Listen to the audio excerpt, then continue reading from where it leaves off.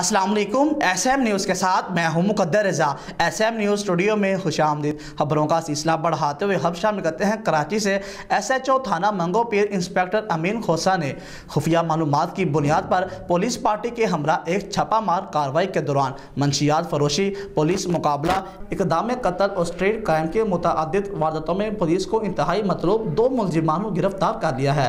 इसी हवाले से अपडेट कर रहे हैं ब्यूरो चीफ जुल्फ़कार अली। जी जुल्फ़कार, आगाह कीजिएगा इस हवाले से।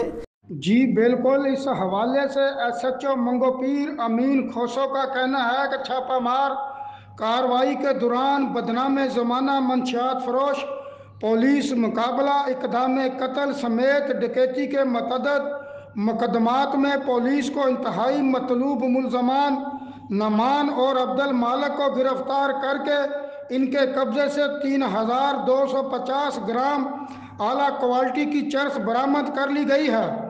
उन्हों का बताना था कि गिरफ्तार मुलजमान आदि जराइम पेशा मुजरम हैं और मंगो पीर थाना में पहले से इनके खिलाफ कई मुकदमात दर्ज हैं। गिरफ्तार मुलजमान ने दौरान तफ्तीश शहर के मुख्तलिफ इलाकों में मंशियात की सप्लाई और वारदातों का इंकशाफ भी किया है।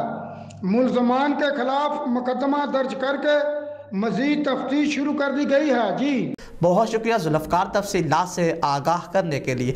अब तक के लिए इतना ही। मज़ीद खबरों के लिए देखते रहिए SM न्यूज़।